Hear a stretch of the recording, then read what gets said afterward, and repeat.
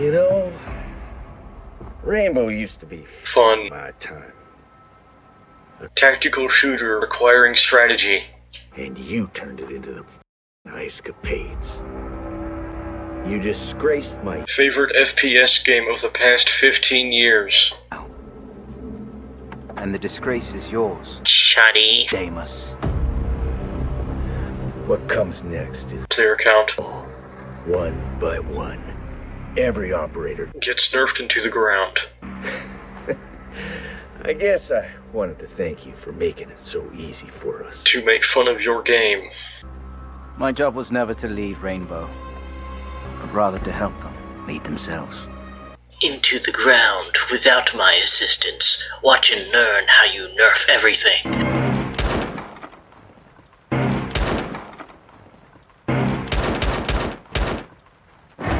Yeah, well. Alright, well I guess we'll go to find the new meta weapon.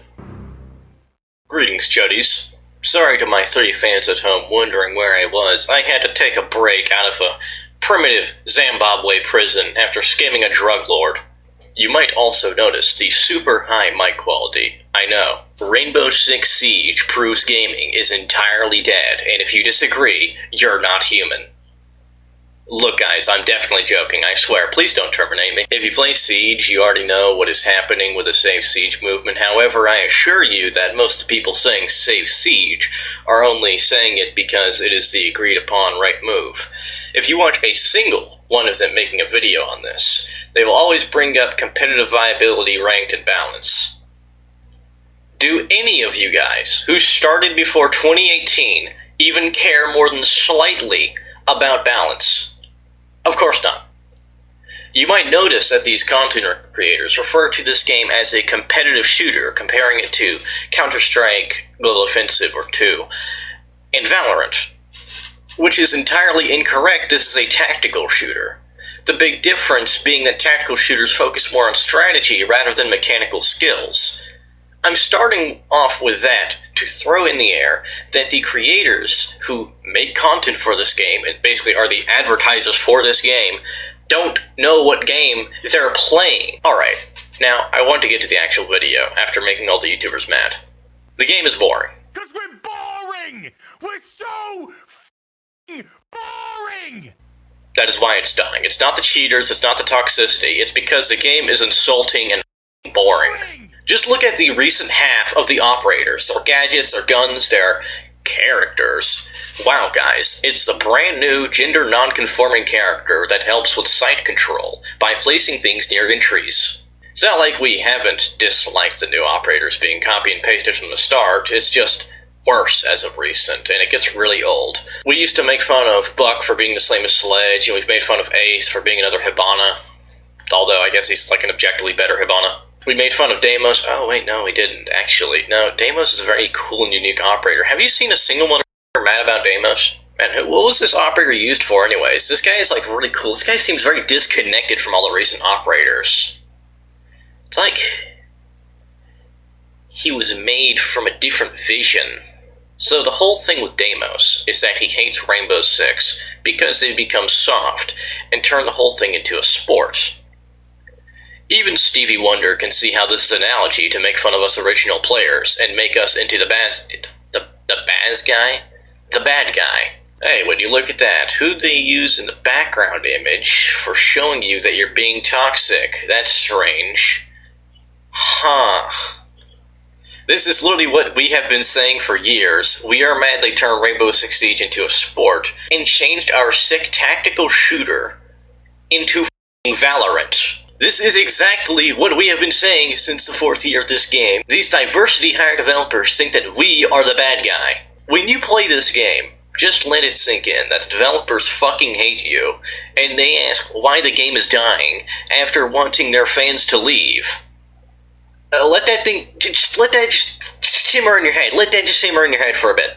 I want to remind you guys that these are the people who removed Zophia's withstand ability, which, if you don't know, was an ability where you could revive yourself as Zofia. It was very slow and you'd get back up with 5 HP. I want you to take a few guesses on why they removed this ability. Alright. It's none of these answers. It's because it worked in a competitive match. I'm not joking here, by the way. You can look this up. This is seriously why it was removed. I'm not messing around with you. All they need to do is just spray through the floor. Hip fire, anything. Because Zofia can't, like, when you're knocked, you can't move that fast. So she's not going to be gone. And you'll see the Melusi will do exactly that, but just doesn't decide to shoot or reload, even though there's 24 seconds on diffuser. Let's say they didn't know Zofia was knocked. They had no clue Zofia was knocked. They had plenty of time to both gone upstairs and play for a trade off of each other. And if they did know Zofia was knocked, they should have just sprayed the floor and kill her. So I don't know what happened, like where in the comms or something it went wrong. But for a pro-level team to make that mistake, because it looks like the mute just hungry for a kill, you know, he's just strolling up the stairs and peeks, and they're just taking 1v1s. It doesn't seem like it was well played. However, if this is such an issue, why can Doc revive himself and revive people from a range? Why can Rook give everybody on his team the ability to revive themselves? Why can Finka instantly revive anybody from across the map? The next section is the absolute biggest kicker of this entire game, the community. I'm going to keep this short and simple, because if I went into full details, this would be an hour-long video essay starring 7 other people, and I'd have to snort a bunch of crack. I'm not really into drugs personally, so I don't really want to do that. So let's just look at the timeline really quick. From the launch to year 2, a niche amount of players want to play the game. The game launches, it's a good idea. The game is buggy, but it's fun. It has a very dedicated community, although it's pretty small, and developers spend the next 2 years fixing and repairing the game. And even though we always made fun of them because of how poor of a job they always did at fixing and repairing the game, even in a season dedicated to fixing and repairing the game, it was very obvious they were still trying. Year 3 and 4 is when they start adding a bunch of this kind of sci-fi nonsense and start losing the plot with balance, and a bunch of pros start getting into the game. If you know anything about pros, they just optimize everything, and then you know what happens after that. The Wannabes join in. Blah blah blah, trajectory goes down this path until the game is dying, and then, fortunately for the Siege community, a guy named Jinxie stands up and saves the day. No, you moron. Why would a normie autist streamer who yells and screams to attract the smoke detector people and normies help the game? You know what happened after this? More of us original players left. But S3 or Gray or whatever this account that you upload this video to, look at the charts. The game started getting back players, can't you see? Yeah, but the majority of those guys are newer normies who came to this game because franchises like Call of Duty are dying, and Jinxie just magnetized all of these normie wannabe pros into this game. So what happens now? Well, let me ask you this question really quick. Have you ever seen this image before? The first time somebody told me that, I don't know, I thought they were bullshitting me, so boom, I shot him. The thing is, he was right. There are 2 types of people watching this by this point. Those who know about this image and know exactly where I'm going, and those of you who are about to find this yourself and start comparing this to everything you have ever had taken from you by the average person. Every hobby ruined. If you haven't read this before, pause it right here and read it. Alright, now that you've soaked that up, let's compare this to what is happening now.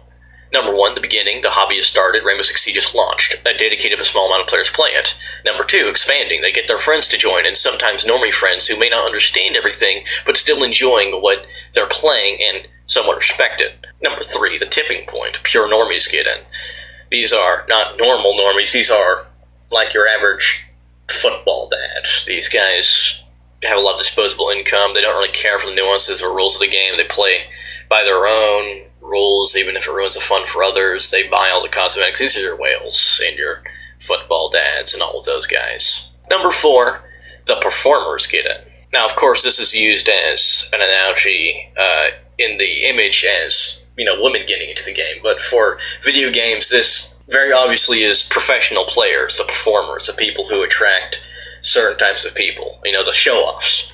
People like pros start playing, ignore the actual thoughtful mechanics, and rely purely on their mechanical skills to win every round, which is the antithesis of the tactical shooter. That is how you play a competitive shooter. And then number 5, wannabes, the dude bros, join into the game, and all these new guys want to come into the game and pub stomp That's what they call it. They call it pump stomping. You can look the term up. It's kind of stupid. And they solely focus on winning rather than having fun. Okay, editing me here. I just wanted to clarify in this section, I don't mean just trying to win the matches. Obviously, that's stupid, but obviously I didn't really give it enough context. What I mean is people who solely focus on winning the matches, and they don't care about if they're actually even enjoying the game or not right now. They just came here to win. They view it as just a sport. That's who I'm talking about.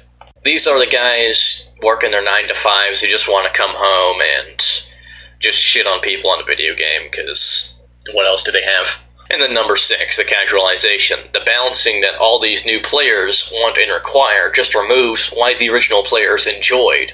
By this point, it's blatantly a takeover of the hobby. And finally, number 7, the original players are all gone because they cannot stand what it has become. Again, in short, game is launched, game gets more players, game gets even more players that don't actually care about the game, pros join, wannabes join, things are changed, originals quit. These people will call you toxic and disrespectful for wanting to gatekeep and prevent the takeover of your entire hobby. This is what gaming is in general now. These people with lives who never cared about our hobby, our rules, never cared about us, will tell us that we cannot be toxic or mean to each other in our own space. These are the people who get into our cool games, sweat their balls off, and when they lose to another sweaty wannabe pro, they will cry out that their enemies are us no-lives. When obviously it's not us. We're not the ones spending our entire day practicing on the fucking game. We're just people who want to enjoy ourselves on a game. And they shoveled this shit onto us. I got carried away a bit there, but let's back it up for a second. This is what people like the YouTubers and the pros, and especially Jinxie, caused. They got more players into the game, sure, but not anyone who actually cared about Rainbow Six. And this is a very common thing across a lot of games, where certain YouTubers will popularize it, and then just a bunch of players who don't really care about the game, and just want to try out the new biggest thing, get into it. In fact, you'd be surprised with how many people think this is the only Rainbow Six game. These people don't even know the franchise they're playing. If the game disappeared tomorrow, they would just move on to another game. If gaming disappeared tomorrow, they would just move on to another hobby. Does this sound like a group of people who truly care and love the hobby? Absolutely not. So why are you not toxic? Why do you hang around these people who, well, get new morons into your hobby? Why do you do that to us? Because you're lonely. You don't want or understand solitude, and you will attempt to destroy anything that differs from your own. You are the average. You are a drone. You will eat the bugs, you will live in the pods, you will slave away at your 9 to 5, and you will try to find meaning in a hobby you don't actually care about. You are a drone.